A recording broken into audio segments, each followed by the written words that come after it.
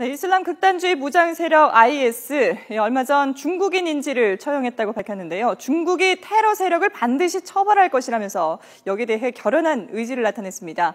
국제사회의 IS 격퇴 공조에 중국도 동참할지 관심사로 떠오르고 있습니다. 베이징 연결해 보겠습니다. 서봉국 특파원. 네, 베이징입니다. 네.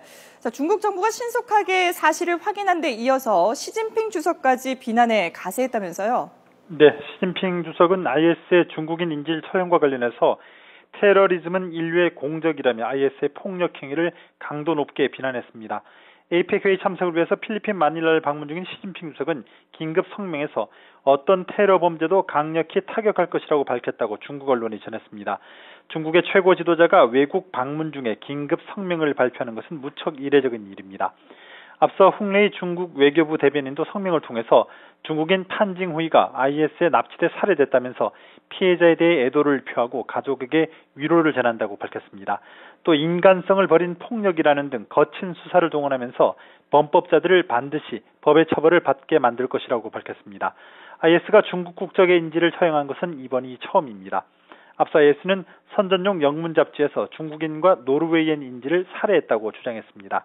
IS에 의한 동양인 살해는 일본인 고토 겐지와 유카와 하루나에 이어서 이번이 3명째입니다. 그동안 중국은 국제적 테러 문제에 상당히 소극적이었는데 이 중국인 인질이 처형이 되면서 IS 문제가 남의 일이 아니게 됐죠? 근데 중국 정부의 공식 입장이 나오면서 외교가에서는 중국이 IS를 겨냥한 군사작전 동참 가능성이 조심스럽게 거론되고 있습니다. 우선 이번 인질 살해건에 대해서 외교부와 시 주석까지 전례 없이 강경한 태도를 보이고 있는 데다가 앞서 중국 외교부도 IS를 상대로 한 러시아의 군사작전에 관련해서 전략 파트너인 러시아가 자국 안보를 수호하는 목적으로 반테러 작전을 벌이는 것을 변함없이 지지한다고 밝혔기 때문입니다. 실제로 중국 국적 위구르인들이 IS에서 테러 훈련을 받고 중국으로 재입국한다는 점이 확인되면서 IS 문제는 더 이상 남의 일이 아닌 상황입니다. 또 중국 당국이 신장 위구르족 자치구에서 100명가량의 사상자를 냈던 지난 9월 탄광 테러 용의자 17명을 전원 섬멸했다고 밝히면서 대대적으로 반테러 캠페인을 벌이고 있는 점도 그간의 태도가 변화하는 게 아니냐는 관측을 낳고 있습니다.